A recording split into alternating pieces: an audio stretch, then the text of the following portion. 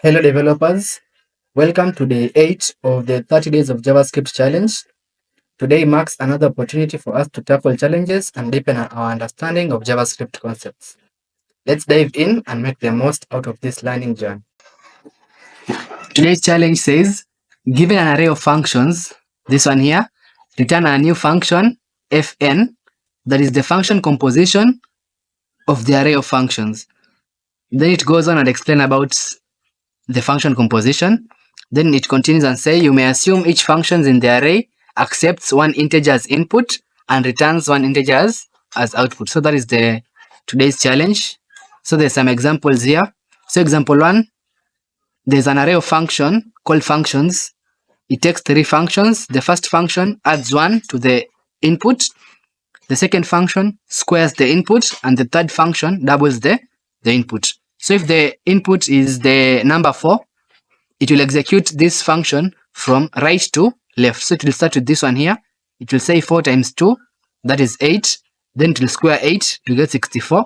Then it will add 1 to 64 to get 65. So that is how our function should work. So the output should be 65. Example 2, also it's an array of functions called functions that takes 3 functions, and each function multiplies 10 to the input. So if the input is 1, it will be 1 times 10, that is 10. Then 10 times 10, that is 100. Then 100 times 10, that is 1000. That is example 2. Also from right to left is how it evaluates the function. The last function, example 3, there's an array of functions called functions that is an empty array, does not have anything inside it. So if the input is 42, it will return 42. Because if you go up here, you'll see that it says that the function composition of an empty list of functions is the identity function f of x is equals to x. So if the array is empty, it will return the input as output, like that. There's also some constraints here. The first constraint says that the value of x should be between negative 1000 to 1000. Then the length of the array should be between 0 to 1000. Then all functions should accept and return a single integer. So we're dealing with integers here. So it takes one integer and also returns one integer as output. So that is today's challenge. But first, before you solve it, as usual, we'll learn some key JavaScript concepts that will help us to solve this challenge. The first key concept that we'll learn is the array reverse method. So you can reverse an array, that is the first element to be the last element and the last element to be the first. And also the middle ones will also reverse, obviously.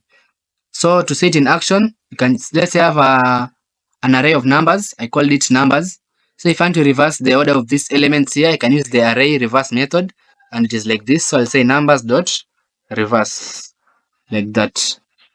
Now if I log my numbers array, and run this code, you'll see indeed my numbers array will reverse. Let us see it. So you can see here my array now is reversed. It starts from 5, 4, 3, 2, and 1. And initially it was 1, 2, 3, and 4. So that means the reverse method has reversed this order of the elements. And also you can notice that it mutated the array. So if you don't want the array to be changed, you can assign this one in a new variable. And you can use the spread operator to do that. So for example, I can create a new variable here. I'll call it new array. Then I can assign this numbers array into it, but I have to spread it here, as we discussed in the spread operator in the other day's video. So here I have assigned my numbers array, I've spread it and assigned it to this new array. But before I assign it, I reverse it first, then is when I assign it. So now if I log numbers, my numbers array will still remain the same as it was, but my new array is done. That will be, you can see my numbers array is still the same, but now if I log my new array here, if I log my new array and I run this code again, you'll see that my new array will be reversed here. My new array is reversed, but the original array, that is numbers, is still intact. So that is how you use the array reverse method. The next concept that we're going to learn is called function composition. So function composition is a mathematical concept and also a technique commonly used in computer science and functional programming, which involves combining two or more function to produce a new function, which is called a composite function. So for example, let's say I have a function here. So I'll get two functions. The first function will be called add2, and it will take I'll use camel case, so this will be capital T. So it will take x, it will take any number, call it x, and it will return the value of x plus 2, like that. Then also, let me duplicate this one. I'll have another function.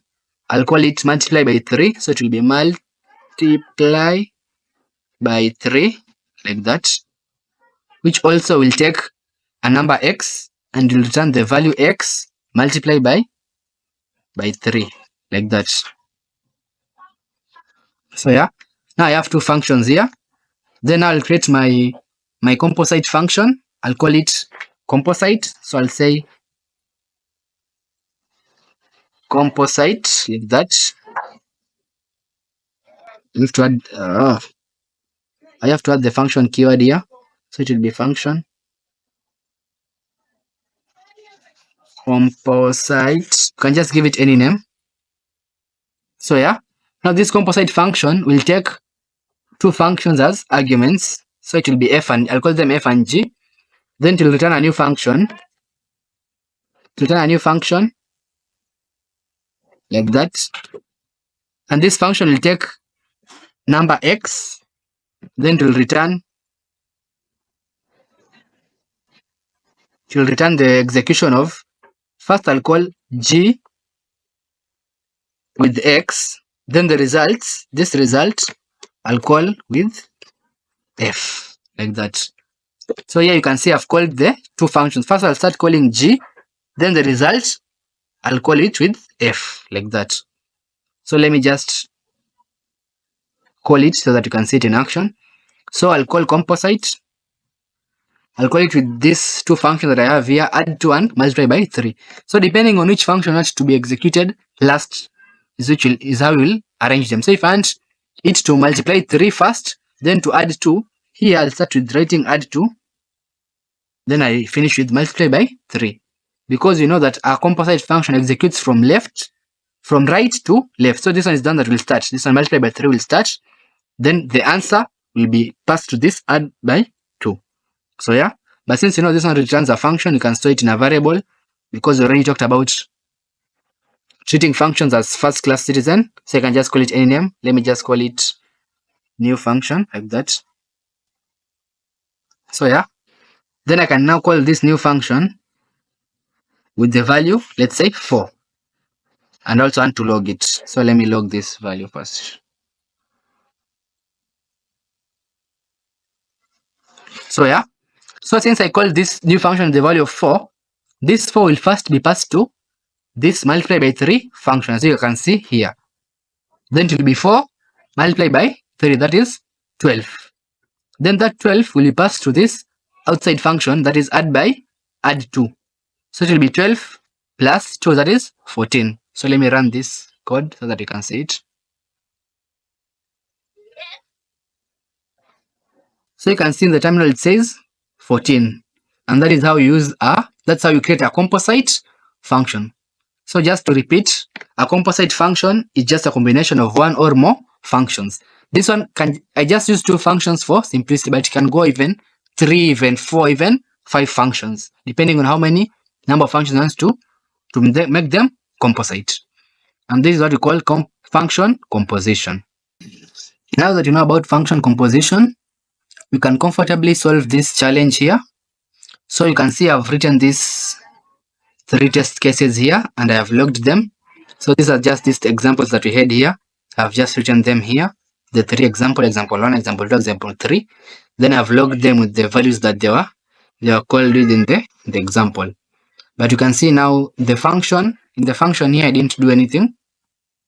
I just created a function, an anonymous function. I called it compose, and it took a parameter r.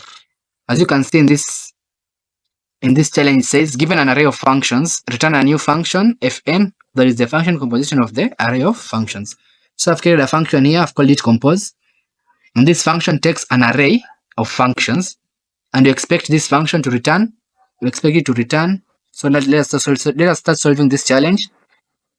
We expect it to return another function, which is a composition function. And you have seen how to create a composition function in there some minutes ago.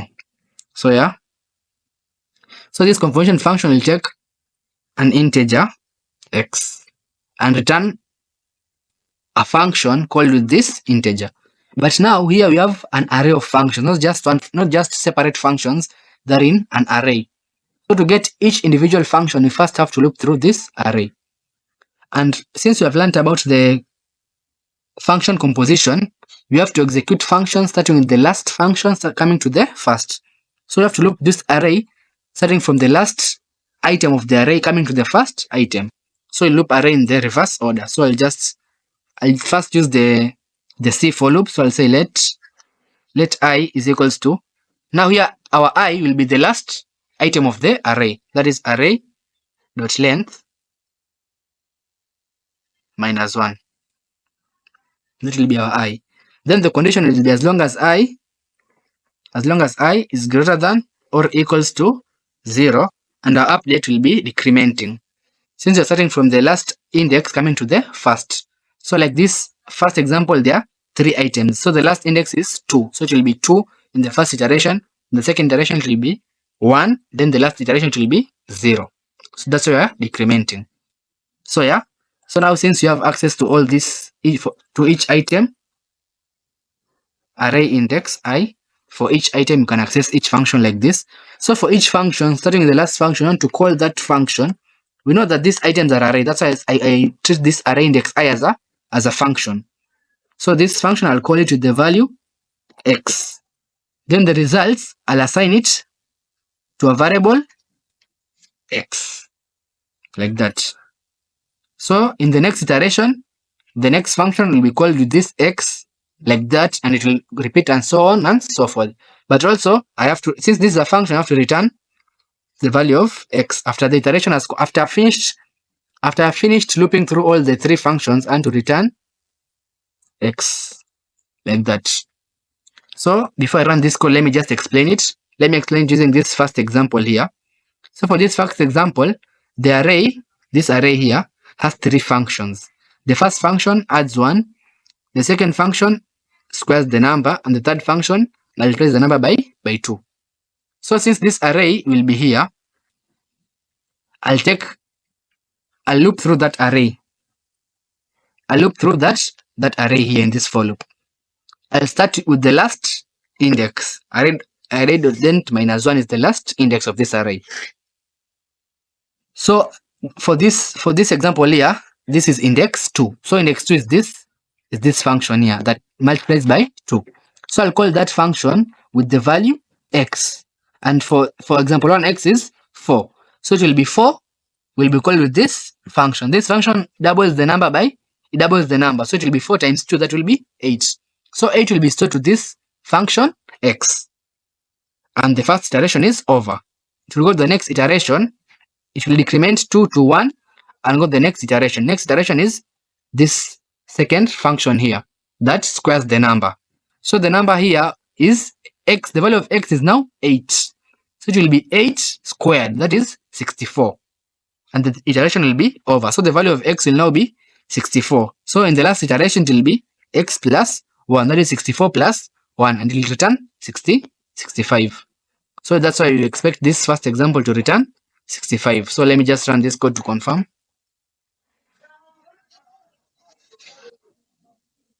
So you can see it refused to run. So let me just save this code first. Then I run it again.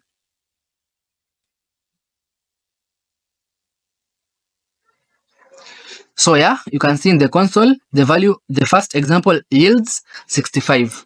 And also the other examples also work, because the second example expects 1000, and that's what we got here, 1000. And the last example accepts 42, and that's what we got here. So that means that this code worked. Also, you can use for in So for in is even simpler. We'll say let I in array. But if you say let I in array, it will go in the normal order from first to last. But we saw that in a composite function, you have to execute from last to first. So in this array, you have to reverse it first. So learned about the reverse method. Here is where you can use it. So you can say dot reverse like that. So first you'll reverse the array. Then is when you start looping through it. So if you run this code, you can see it still worked. And that is why we learned about the reverse method. Also, if you want to use for of, it can also work. So here for of, but you know that for of returns the item, not the index. So here it will just change a little bit, it will be I. Instead of array index I, it will be I, because for of returns the actual index, not the array. So you can just rename this to avoid confusion. So I can just say for fn of that one, then call fn, so that you know that this one is the actual function, not the index. So if I run this code,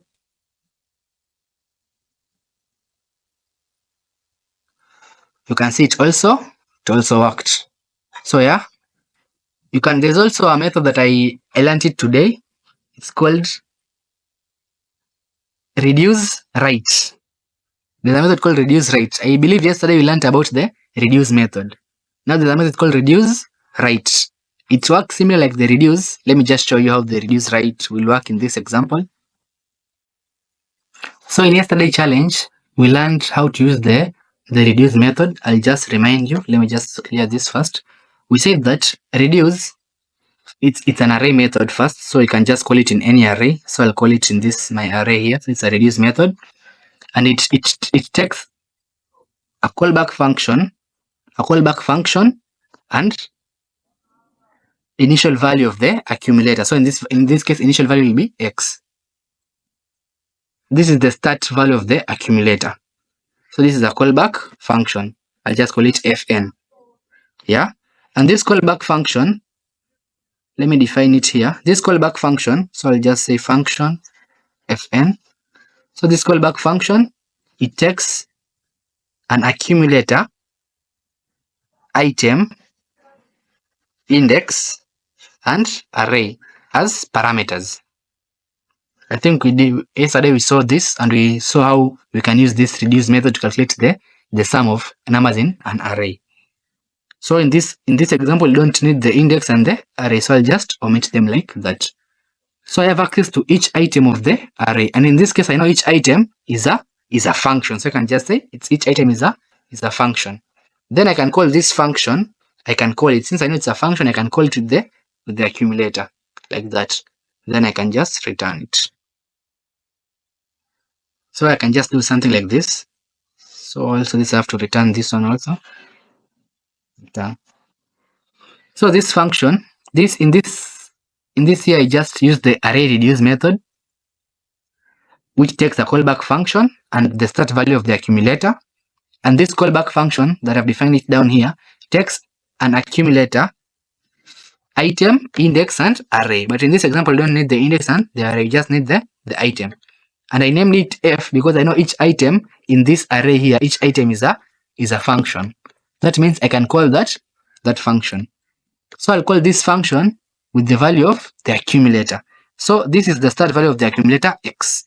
So if I call this example 1 with 4, the start value here will be 4. So I'll call this function with the value 4. Then the next iteration, the result of this first function will be the input of the next function, and so on and so forth. So if I run this code, it won't work, but let us see what is the output. So if I run this code, you can see it produces 51,042, but this is not the expected result. This to expect this first example to give us 65, but it gave us 50 because reduce method starts executing the array starting with the first index. But you know that in a composite function, you want to execute the function starting with the last function coming to the first. That is when today I discovered another array method called reduceRight. So this reduceRight does the opposite of reduce. It loops through the array, but starts with the last index coming to the to the first, not the first to the coming to the last. So if you use reduceRight and it just works the same as everything remains the same, similar to the reduce. It's just the order is which changes alone. So if I run this code, let us see if it will give us the answer.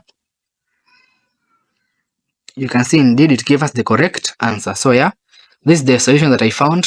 And as usual, you can just make our code even simpler by just removing this function here and placing it here to fn like that. Paste it there. Then I can remove this name and I place here an arrow to make it an arrow function. So yeah, our function can be that simple, and you can confirm that it still works. So you can see it still works. And that is the solution. I forgot to remove this brackets. You can also remove this. You can't remove this bracket. Yeah, you can remove them.